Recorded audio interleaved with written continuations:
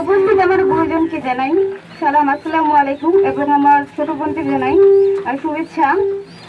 আমার নাম হচ্ছে সোনিয়া ইসলাম।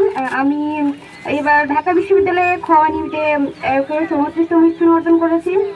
আর আমি পরীক্ষার্থীদের বিষয়ে একটাই কথা বলতে চাই যে প্রচুর পরিশ্রম করতে হয়, তারপরে একটা ভালো জায়গায় যাওয়া যায়। আর তোমরা ভালোভাবে পড়াশোনা করবা, প্রপারলি টাইম ম্যানেজমেন্ট। পরীক্ষার সময় যখন তোমরা পরীক্ষা কেন্দ্রে যাবা তখন ভালোভাবে প্রপারলি টাইম ম্যানেজমেন্ট করবা, আর ভালোভাবে পড়াশোনা করো। বাবা মার দিকে তাকায় ভালোভাবে পড়াশোনা করো এবং বাবা মার দিকে তাকায় মোটিভেট হোক, তাহলে জীবনে কোনো কিছু করা যাবে।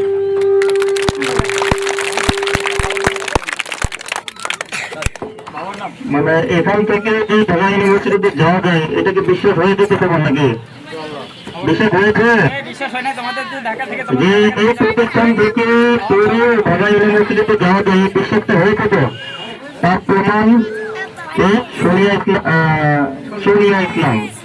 তো সোনিয়া, তোমাকে ধন্যবাদ আমাদের প্রতিষ্ঠানের পক্ষ থেকে, এবং ভবিষ্যতে তোমরা আরো এখানে আসবে, তুমি আসে সবার সাথে একটু কথা বলে যাবো সময় নিয়ে। তো ধন্যবাদ সবাই।